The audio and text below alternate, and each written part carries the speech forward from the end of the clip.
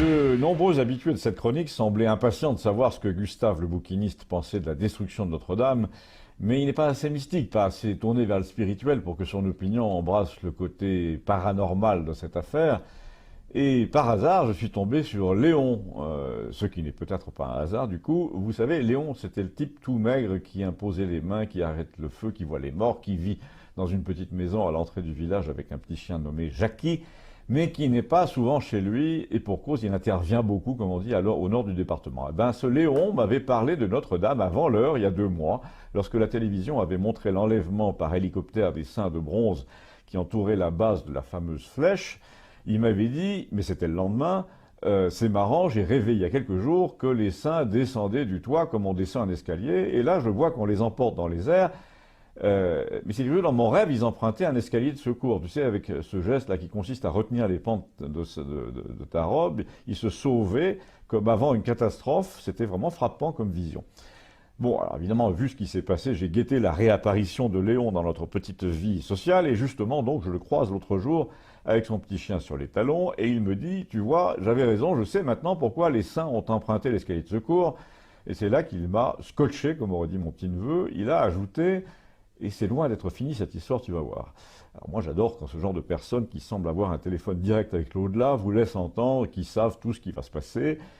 Et naturellement, j'ai très bien écouté en la suite en me disant qu'il allait employer des symboles, des choses un peu vagues, comme font souvent les devins, pour retomber sur leurs pattes, quoi qu'il advienne.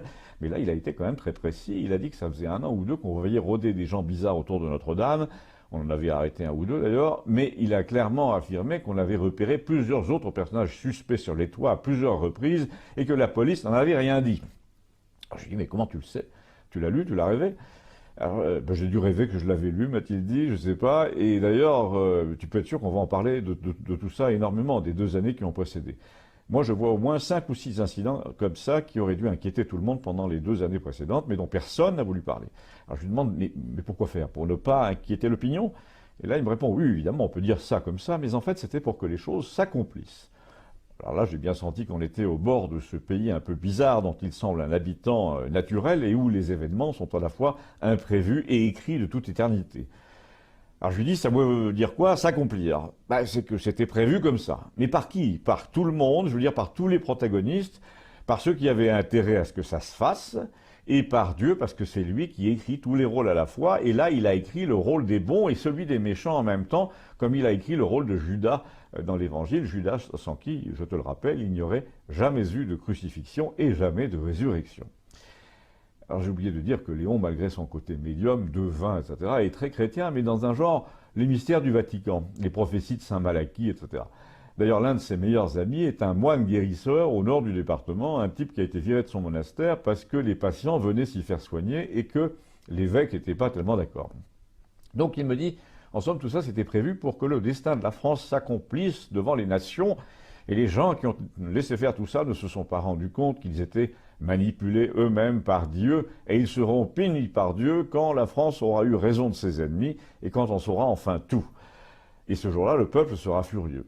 Bon, alors là, il était temps que Gustave arrive pour restaurer un peu de raison cartésienne dans tout ça, et justement, il est arrivé, mais bizarrement, il était du même avis que le sien. Il a répondu d'une phrase aux thèses selon lesquelles l'incendie allait détourner l'attention générale des Gilets jaunes, et il a dit, mais les gens ne sont pas si stupides, ils ont déjà compris. Regarde, par exemple, toute la presse dit « on ne peut pas tirer de conclusion », il est trop tôt, et dans la même phrase, ils te disent que les premières conclusions penchent vers l'accident. Alors, on peut en tirer ou on ne peut pas en tirer des conclusions? Et quand tu lis Le Parisien, me dit-il, propriété de celui qui vient de donner 200 millions pour la reconstruction, le journal te dit « court-circuit, soudure, cigarette, l'enquête n'a pas encore pu déterminer ce qui s'est passé ». Mais tu as envie de leur dire, vous êtes sûr que vous n'avez pas oublié un truc là? Mais non, visiblement, ils n'ont pas oublié de t'en fumer en tout cas. La question, nous dit Gustave, c'est pourquoi ça se voit autant? Quel est l'intérêt? Parce qu'ils n'ont pas tué les Gilets jaunes. Au contraire, ça va reprendre de plus belle. Et là, j'ai désigné Léon du doigt avant de les quitter tous les deux en lui disant, bon, lui va t'expliquer, moi j'ai pas le temps. Mais comme disait Léon, cette histoire est loin d'être terminée.